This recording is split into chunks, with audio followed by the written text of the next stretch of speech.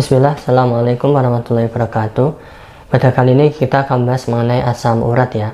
Siapa sih yang nggak pernah dengar asam urat ya? Biasanya kalau ada sakit sendi, pasti yang disalahin itu si asam urat ini ya.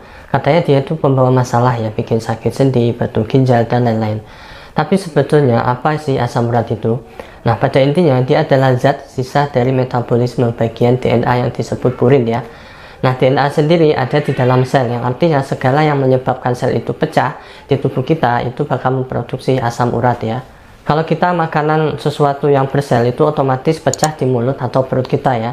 Nah, makanan yang bisa bikin asam urat intinya adalah semua makanan yang ada selnya. Seperti daging misalnya ya, yang asam uratnya tidak ada atau sedikit, contohnya apa? Atau makanan yang nggak terdiri dari sel, itu contohnya susu. Tapi tetap sebetulnya yang paling berpengaruh untuk kadar asam urat adalah sistem pembuangan tubuh kita yang membuang asam urat tersebut. Pembuangnya itu adalah si ginjal pada tubuh manusia ya. Jadi yang membuang asam urat itu adalah ginjal. Sehingga kalau seseorang punya masalah ginjal, maka biasanya dia juga punya masalah dengan asam urat ya. Jadi jangan kaget kalau orang-orang yang ginjalnya rusak itu asam uratnya pasti naik juga ya. Contoh makanan yang berpurin itu bisa kalian dapatkan di daging, sayuran, kacang, biji-bijian, seafood ya. Contoh gampang lagi sayuran ya. Kita ngasih suatu contoh bahwa sayuran mempunyai dinding sel berisi selulosa ya. Nah, sedangkan manusia tidak punya enzim untuk mencerna selulosa sehingga harus mencerna dengan cara mekanik yaitu mengunyah ya. Dan kandungan purin terbanyak itu bisa kita temukan di jeroan ya, macam ati, ampela, usus dan lain-lain.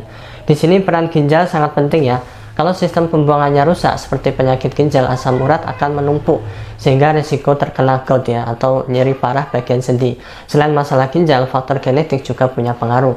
Banyak faktor lain yang mempengaruhi asam urat ya. Tubuh kurang mampu membuat asam urat atau bisa juga produksi asam urat oleh tubuh itu berlebih ya. Kalau dari dia tidak ada perbaikan, barulah perlu bantuan obat ya. Kemudian cara menurunkan asam urat ini gimana sih ya? Gampang ya. Coba kurangi konsumsi makanan purin dan biarkan tubuh menyelesaikan sisanya. Kedua, bila masih nggak turun-turun, maka kalian bisa menemukan obat di apotek ya untuk mengurangi asam urat kita ini. Jadi buat kalian yang mempunyai masalah asam urat atau masalah pencernaan pembuangan pada ginjalnya tidak baik, maka emang disarankan untuk tidak minum susu protein ya secara berlebih. Maksudnya boleh minum tapi tidak boleh terlalu banyak. Ini jika kalian sudah mengalami masalah-masalah ginjal ya. Tapi buat kalian yang masih fine-fine aja, kalian nggak ada gejala-gejala ginjal atau asam urat, maka susu itu sangat bagus. Nah, bagaimana dengan susu kolostrum?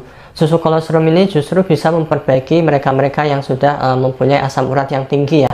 Jadi yang diperbaiki asam uratnya, bukan ginjalnya. Jadi otomatis kalau seseorang yang asam uratnya tinggi, maka otomatis kinerja ginjalnya juga akan baik ya.